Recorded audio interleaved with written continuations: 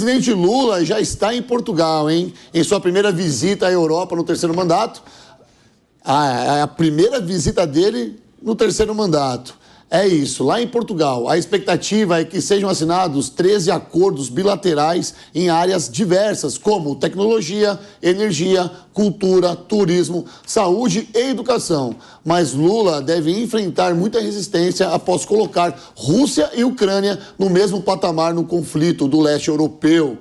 Em sua passagem por Portugal, que vai durar até terça-feira que vem, o presidente Lula e a primeira-dama, Janja, ficarão hospedados no Hotel Tivoli, que é 5 estrelas e fica no centro de Lisboa. A suíte presidencial tem diárias de até 4 mil euros, cerca de 22 mil reais na cotação atual do euro. Ou seja, as 4 noites podem custar a bagatela de 88 mil reais. Bissoli, o Tivoli é um bom hotel, diga-se de passagem.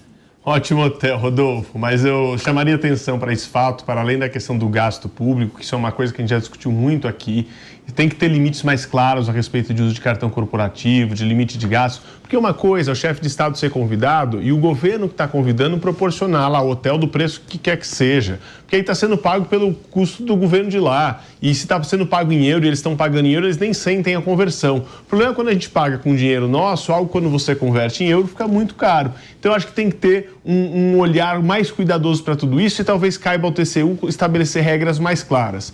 Mas do ponto de vista da viagem também tem uma coisa interessante aí, né? Você vê o presidente tentando fazer essa sua inserção no mundo e por onde normalmente os países que querem pisar com o pé direito na Europa pisam?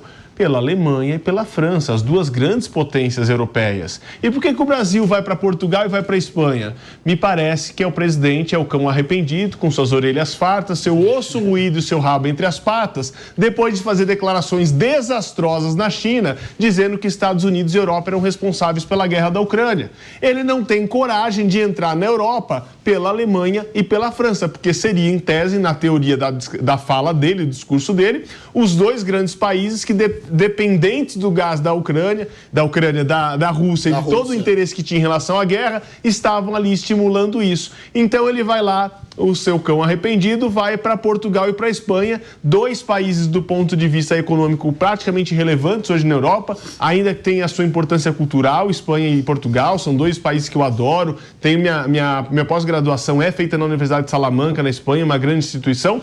Então, são 2 países culturalmente muito ricos, mas que economicamente não representam nada para o Brasil em matéria de relação bilateral para poder fazer comércio e trazer novos dinheiros para cá. Aonde ele teria que tentar lá resgatar o acordo com a União Europeia, por exemplo?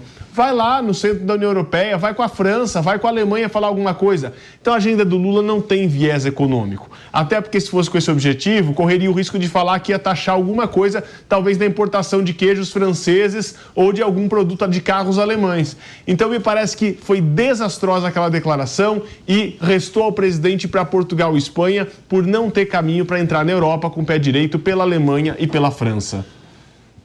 Leonardo Grandini, 13. Não, é porque eu sempre vou trazer aqui alguém que está num ponto contra o contraponto. E aí eu coloco outros 2 para estar falando logo depois de você, porque você sempre traz um lado que talvez nem todo mundo enxergue, porque não faz sentido para muita gente. De fato, o Lula ir para Portugal para assinar esses 13... Você prestou atenção no número ou não? Era 14, 13, ele negou um. Enquadrar aqui, ele negou um só para ser 13. 13 acordos bilaterais. Olha que ironia do destino, meu Deus do céu. 13 acordos bilaterais. Por favor, Léo, fala desses 13 acordos bilaterais com Portugal. Não, maravilha, né? E, aliás, o contraponto aqui não é contra né? Eu faço contraponto contra 4. A gente até brinca que Amanda, o Piperno, que existe a cota dos 20% na PAN da esquerda e a gente debate com o pessoal que eu tenho profundo respeito, profunda admiração, mas são pessoas, digamos assim, um pouco mais à direita do espectro. Vamos lá, interessante... Enquanto apresentador aqui, eu tô do lado do direito. Não sou nem esquerda nem direita. E aprendi isso com o mestre Pavinato. Eu sou a favor do direito. Tanto quanto a esquerda quanto para a direita. Esse pessoal do nem direita nem esquerda é o pior, hein? Mas vamos lá. É interessante que o presidente Lula, aliás, à época, presidente eleito Lula, ele não tinha nem tomado posse e foi convidado pelo presidente da França, da República Francesa, Emmanuel Macron, com honras de chefe de Estado, quando Jair Bolsonaro ainda era o presidente da República. Né? Interessante isso. Interessante o presidente Lula ter voltado da China com 15 acordos bilaterais assinados no valor de 50 bilhões de reais em comunicação, ciência, tecnologia e agricultura, o maior acordo bilateral da história, da história do Brasil. Agora, em Portugal, mais 13 acordos bilaterais. Ninguém para esse homem é uma máquina de acordo. A língua dele. Esse homem é uma máquina de acordo. Ninguém consegue parar esse homem, né? No alto dos seus 77 anos, não é uma máquina de fazer acordos bilaterais, recordes com nações em todo o mundo. Então, primeiro, parabéns, quero cumprimentar o presidente da República, o nosso chefe de Estado, por essas viagens, por esses acordos que estão trazendo dezenas de bilhões de dólares em retorno para o Brasil. Agora, no conflito da Ucrânia, houve uma intermediação, uma tentativa de intermediação por parte do Brasil e de outros países em relação a esse conflito, que violou sim a soberania nacional ucraniana. Isso é indiscutível. O lado errado dessa história é a Federação Russa, e sempre foi, mas também é evidente que a OTAN, liderada pelos americanos, coloca o tempo todo fogo na lenha, financia essa guerra para que ela nunca cesse. E é preciso buscar uma solução nesse conflito, é preciso buscar uma solução pacífica que evite mais mortes do que já está acontecendo. E o presidente Lula, presidente de um país que sempre foi referência na sua diplomacia, desde Oswaldo Aranha, desde a fundação da ONU em 48, e nos últimos 4 anos virou uma piada internacional com o pior presidente da história do Brasil, hoje finalmente volta ao seu papel, volta a cumprir o seu papel de referência nas relações internacionais que sempre teve e de onde nunca deveria ter saído. Nelson, você respirou fundo aqui, eu não preciso nem te fazer a pergunta, fique à vontade. Olha, Rodolfo, não tá fácil a vida do passador de pano. Por quê? Porque essa viagem do Lula para a China não foi caracterizada pelos acordos. Ela foi caracterizada por um show de horrores nos discursos do presidente Lula, que das duas uma, ou ele é um gênio e está fazendo alguma coisa que ninguém está entendendo, é um gênio incompreendido, ou ele é uma pessoa totalmente ignorante a respeito do contexto da guerra.